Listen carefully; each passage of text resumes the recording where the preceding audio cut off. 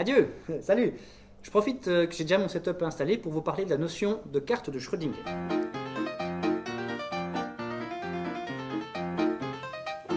Erwin Schrödinger était un physicien autrichien du siècle passé, mais on s'en fout complètement, ici c'est son chat qui nous intéresse. Ou plus précisément, l'expérience de pensée du chat de Schrödinger. Dans cette expérience de pensée, on met un chat dans une boîte. Dans cette boîte, on met une fiole de poison qui est déclenchée selon la désintégration d'un noyau radioactif. C'est-à-dire que si le noyau se désintègre, il y a un détecteur qui chope ça et qui du coup déclenche la fiole et qui tue le chat. Et si le noyau ne se déclenche pas, il se passe rien.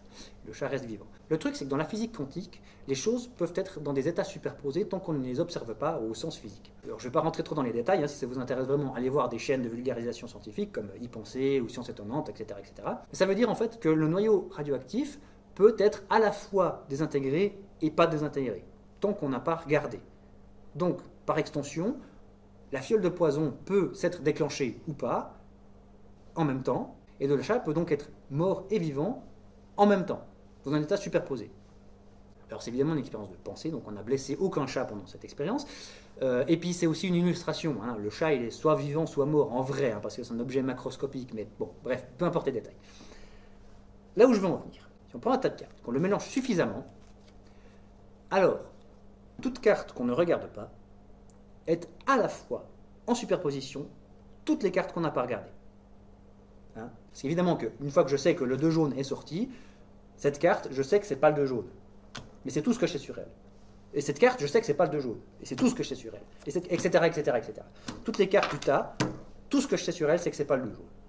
Donc concrètement, qu'est-ce que ça implique? Par exemple, si on doit tous piocher une carte dans l'ordre du tour, d'abord Ludo, puis après moi, ça revient au même si on avait fait dans l'autre sens. Strictement. Je ne sais pas quelle est cette carte, je ne sais pas quelle est cette carte, tu ne sais pas quelle est cette carte, personne ne sait quelles sont ces cartes.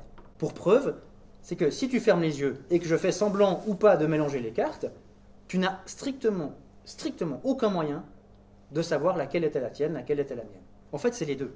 Les deux sont les tiennes, les deux sont les miennes. À partir du moment où je la regarde, maintenant je sais que c'est la mienne. Donc toi, tu ne peux plus échanger avec moi. Par contre, tu peux toujours échanger avec le tas. Ça ne change toujours rien, parce que tu n'as toujours pas d'informations sur celle-là. Et moi non plus. Prenons un autre exemple. Un jeu où tu pioches une carte, tu la joues, ensuite je pioche une carte, je la joue, etc., etc. Mettons un coup, tu pioches une carte, tu la joues, et ça te fait refaire une action, donc tu peux repiocher une carte et la rejouer. Ça arrive des jeux comme ça.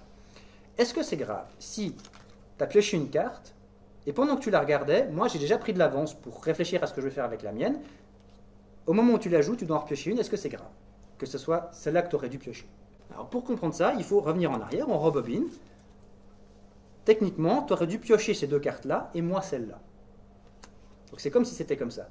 On revient dans la situation d'avant, tu fermes les yeux un petit coup, je remélange tout. Laquelle c'était la mienne, laquelle c'était les deux tiennes. Donc ça revient strictement au même. Que tu ailles piocher celle-là, puis moi celle-là, puis toi celle-là, ou que tu ailles piocher celle-là, puis moi celle-là, ça ne change rien. Et ça marche même si entre tes deux pioches, j'avais déjà regardé la mienne. Parce que c'est au moment où toi tu les pioches que ça compte l'histoire de l'information. J'avais pas plus d'informations que toi au moment où je l'ai pioché. Alors il y a quand même des cas de figure auxquels il faut faire attention. Par exemple, s'il n'y a plus qu'une carte dans le deck, puis tout le reste est dans la défausse. Alors là, on a énormément d'informations sur celle-là. En fait, même on sait laquelle c'est, puisqu'on peut voir toutes les autres qui ont été jouées avant. Là, ça a une importance énorme, qui c'est qui la pioche en premier. Donc là, c'est vraiment toi d'abord, et seulement après, on remélange, et c'est moi qui pioche. Là, c'est évident. Il y a le cas aussi du rejet, c'est-à-dire si tu pioches deux cartes et que tu en jettes une avant que moi je pioche, là, c'est important, puisque tu sais la carte que tu me donnes. Et c'est la même chose dans le cas où tu la remets dedans et qu'on remélange. Parce qu'il y a une chance que je pioche celle que tu as rejetée. Donc, comme théoriquement tu rejettes la pourrie, il y a une chance que moi je me chope la pourrie que tu n'as pas voulu. Alors on est d'accord que sur un tas de cartes gros comme ça, la probabilité que je tire la carte en particulier que tu as rejetée est assez faible. Donc si on n'est pas trop psychorigide, on peut considérer cette probabilité comme négligeable, mais si une situation où il y a plus que 3 cartes, à ce moment-là, on voit bien que si tu en pioches une puis que tu remets une, même si je mélange, là il y a quand même une chance sur 2 que je me chope ta carte pourrie. Donc si là j'ai pioché la dernière avant, c'est complètement injuste. Là ça va pas. Donc ce principe des cartes de Schrödinger s'applique vraiment quand on n'a aucune information sur les cartes. Ou les tuiles, ou les jetons, enfin ça marche pour tout. Donc voilà, j'espère que j'ai été assez clair, il me semble que ça a été un peu long quand même. Mais j'avais besoin d'extérioriser ça parce que sur un jeu qu'on a fait récemment, quelqu'un m'a fait monstre chier avec ça. Donc voilà les gars, vraiment, détendez-vous du slip et considérez vraiment que ce sont des cartes de Schrödinger.